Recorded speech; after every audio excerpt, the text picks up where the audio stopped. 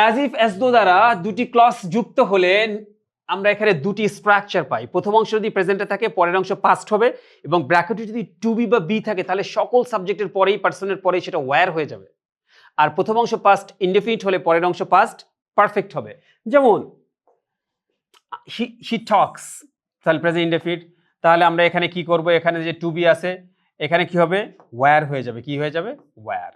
আবার he talks as if as though, এখানে হি এই যে এখানে নো আছে তাহলে কি হবে, নিউ হয়ে যাবে। That is simple. এদিকে যদি প্রেজেন্ট থাকে এদিকে পাস্ট হবে, টু বি ভার্বের জন্য ওয়্যার, আর মেইন ভার্ব হলে তার পাস্ট ফর্ম।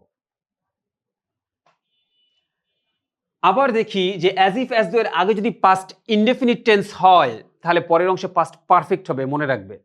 তাহলে এখানে বিষয়টা কিরকম, এই যে অ্যাজ ইফ অ্যাজ দো রয়েছে, এখানে দেখো এটা হচ্ছে V2, তাহলে এখানে পাস্ট এই যে টু বি আছে এটা পাস্ট পারফেক্ট হয়ে যাবে, তার মানে কি হ্যাড বিন হয়ে যাবে। হ্যাড টু বি এর পাস্ট পার্টিসিপল হচ্ছে been, had been mad.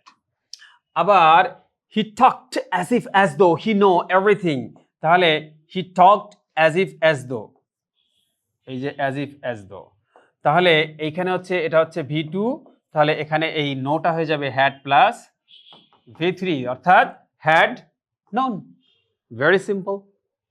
Present past, to be সমান সমান where, আর মেইন ভার্ব সমান সমান তার পাস্ট ফর্ম। আর past indefinite as if as though past perfect, to be থাকলে হ্যাড বিন, আর মেইন ভার্ব থাকলে হ্যাড প্লাস তার পাস্ট পার্টিসিপল। That's it.